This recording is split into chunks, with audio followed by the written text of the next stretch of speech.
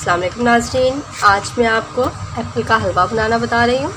ये बहुत आसान और टेस्टी रेसिपी है, आप लोग ज़रूर ट्राई करिएगा। और उसके लिए अब हमें क्या करना है आप देखते हैं। सबसे पहले हम ये वाला एक बड़ा चम्मच घी शामिल करेंगे पैन में।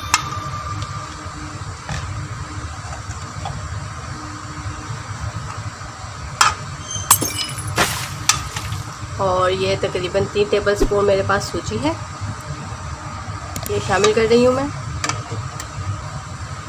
और अब हमने इसको भूनना है अच्छी तरह सूजी को।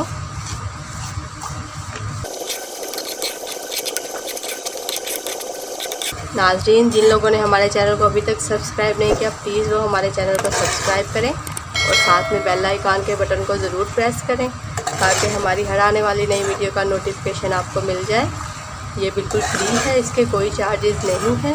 और अगर वीडियो अच्छी लगे तो इसे लाइक ज़रूर किया करें और हमें कमेंट्स भी किया करें ताकि हमें पता चले कि आप लोगों को वीडियोस कैसी लग रही हैं।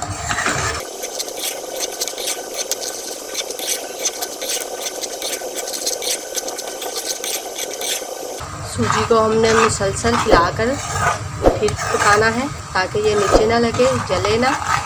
मुसलसल चलाते रहेंगे इसको।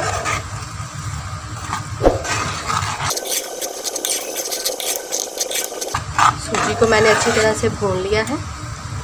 अब इसमें ये एप्पल, मैंने 2 अदद एप्पल है, इनको ग्रेट करके रखा है, ये शामिल कर रही हूँ।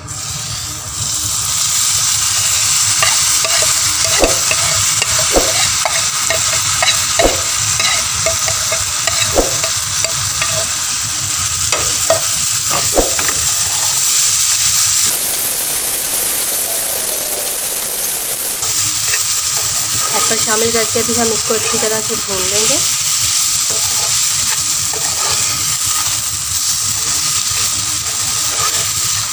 मैंने एप्पल का छिलका उतार के फिर ग्रेट किया है क्योंकि अगर बाद में मुंह में छिलका आए तो फिर अच्छा नहीं लगता। इसमें मैं ये चीनी शामिल कर रही हूँ। जितनी हमने सूजी ली थी उतनी ही चीनी लेंगे।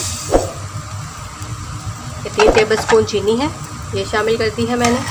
और हम इसको अच्छी तरह से मिक्स कर लेंगे ताकि चीनी जल्दी से मेल्ट हो जाए।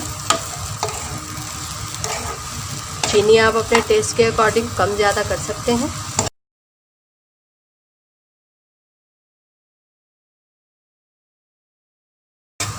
इसको हमने अच्छी तरह से भूनना है।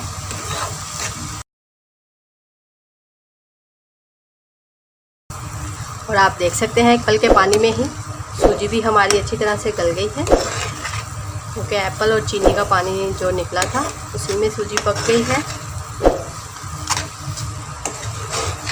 इसमें हमने कोई पानी या दूध शामिल नहीं किया।